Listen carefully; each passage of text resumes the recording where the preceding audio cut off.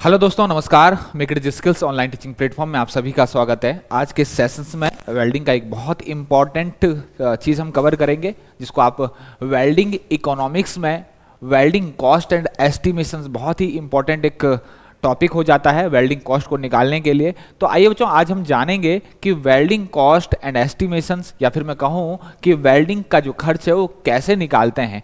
आज हम ये पढ़ रहे हैं इलेक्ट्रिक आर्क वेल्डिंग के लिए, या मैं बोलूँ आपका simple SMAW shielded metal arc welding के लिए। तो वेल्डिंग कॉस्ट जो होती है वो किस किस चीज़ से मिलकर जो है वेल्डिंग कॉस्ट जो है वो निकलती है, या वेल्डिंग की टोटल कॉस्ट जो है क्या क्या पैरामीटर क्या क्या एलिमेंट्स होते हैं, या फिर मैं कहूं कि वेल्डिंग कॉस्ट में क्या क्या चीजें इन्वॉल्व होती है। तो वेल्डिंग कॉस्ट में बच्चों cost of electrode, power cost, labour cost, finishing cost, overhead cost जो है वो इंक्लूड की जाती है। सबसे महत्वपूर्ण की अगर मैं बात करूं तो कॉस्ट ऑफ इलेक्ट्रोड और पावर कॉस्ट और लेबर कॉस्ट जो है बहुत इंपॉर्टेंट जो है यहाँ पर एलिमेंट है।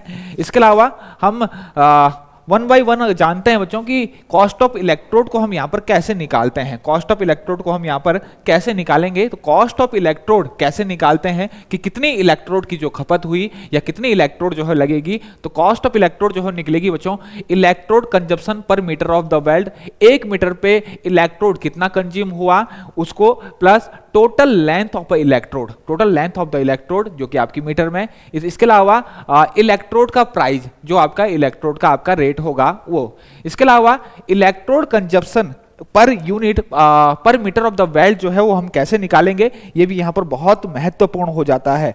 ये भी यहाँ पर बहुत महत्वपूर्ण हो जाता है कि electrode consumption per metre of weld, या मैं कहूँ इसको mass of the electrode required जो आपका केजी में यहाँ पर निकलेगा, तो वो हम कैसे यहाँ पर निकालते हैं, ये बहुत यहाँ पर महत्वपूर्ण है। तो बच्चों उसको निकालने के लिए यहाँ पर सबसे महत्वपूर्ण चीज है कि हमें पता होना चाहिए कि मास कितना डिपोजिटेड हो रहा है वेल्ड पे।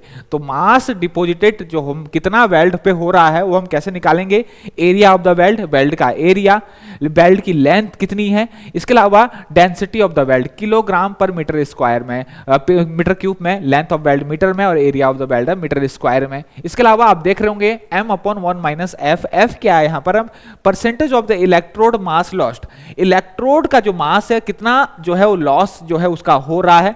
आप सभी को पता है इलेक्ट्रिक आर्क वेल्डिंग में जब हम वेल्डिंग करते हैं तो पीछे वाला पोर्शन जो है जिसको हम स्टब एंड कहते हैं, वो कुछ जो है हम उसको पूरा एंड तक यूज नहीं करते। हम 10 to 13% या 10 to 12% जो है पीछे वाला जो पोर्शन है, बाकी बचा हुआ पोर्शन जो है हम उसको जो है ऐसे ही रहने देते हैं, उसको पूरा यूज नहीं करते हैं, उसको जो है फिर फेंक देते हैं, तो वो आपका वेस्ट हो जाता है। इसके अलावा क्यों होता है बच्चों, इसके लिए मैं आपको जो है अलग सेशंस में बताया हूं। इसके अलावा स्पैटर से भी आपका जो है मेटल जो है वेस्ट होता है, स्पैटर से भी आपका मेटल वेस्ट होता है।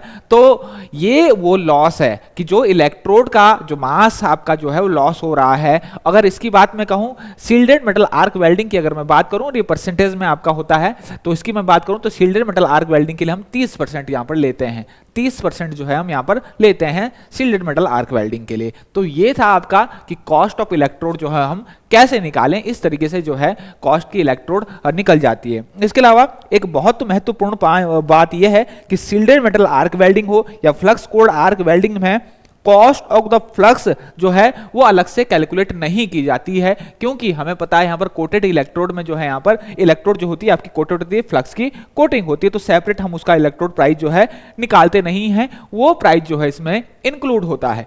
इसके अलावा दूसरी सबसे इंपॉर्टेंट चीज यहां पर आती है पावर कॉस्ट, और पावर कॉस्ट जो है हम कैसे निकालेंगे, पावर कितनी कंज्यूम हुई। आप सभी को पता है इलेक्ट्रिक आर्क वेल्डिंग जब हम करते हैं, शील्डेड मेटल आर्क वेल्डिंग जब हम करते हैं बच्चों, तो पावर की वहां पर रिक्वायरमेंट होती है। पावर सोर्स जो होता है आपका वो ट्रांसफार्मर हो सकता है, AC ट्रांसफार्मर हो सकता है, रेक्टिफायर हो सकता है, या फिर आपका जो है DC जनरेटर आपका हो सकता है।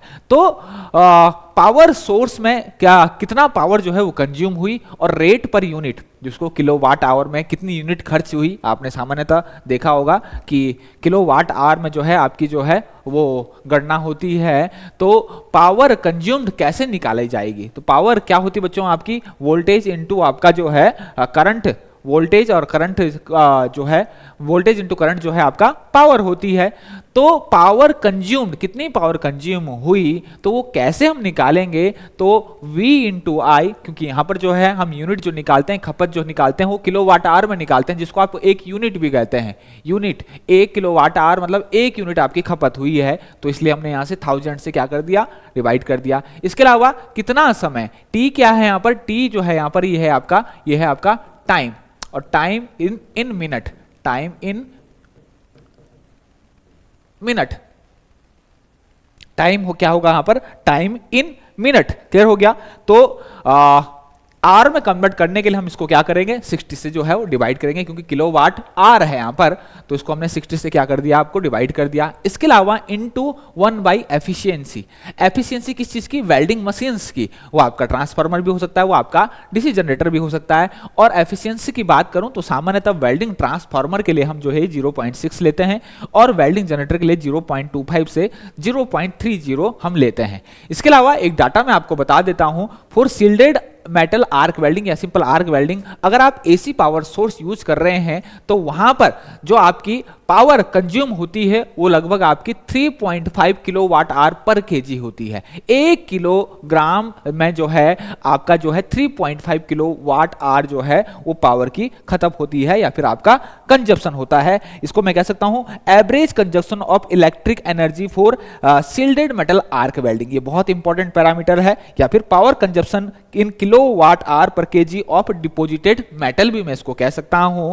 तो ये अगर एसी पावर सोर्स है तो 3.5 किलोवाट आवर पर केजी, अगर रेक्टिफाइड डीसी है तो 4.0 से आपका 4.5 किलोवाट आवर पर केजी, अगर डीसी पावर सोर्स है तो आपका जो पावर कंज्यूम होगी यहां पर वो आपकी 6 से आपका 7 या फिर 6 to 7 किलोवाट आवर पर केजी जो है यहां पर एवरेज इलेक्ट्रिक एनर्जी जो है कंजप्शन आपका यहां पर होता है। ये इंपॉर्टेंट पैरामीटर है, आप इसको ध्यान भी रख सकते हैं, और आपका बहुत ज़्यादा जो है इस्तेमाल भी होता है। इसके अलावा पावर कॉस्ट कैसे निकालेंगे, पावर कंज्यूम्ड जो ये आई, ये क्या है आपका पावर कंज्यूम। इसको साथ आप इसको अगर रेट पर यूनिट, कितना रेट है आपका पर यूनिट, कितना रेट है, उससे अगर आप मल्टीप्लाई कर दें तो आपका पावर कॉस्ट जो है वो निकल जाती है। इसमें कोई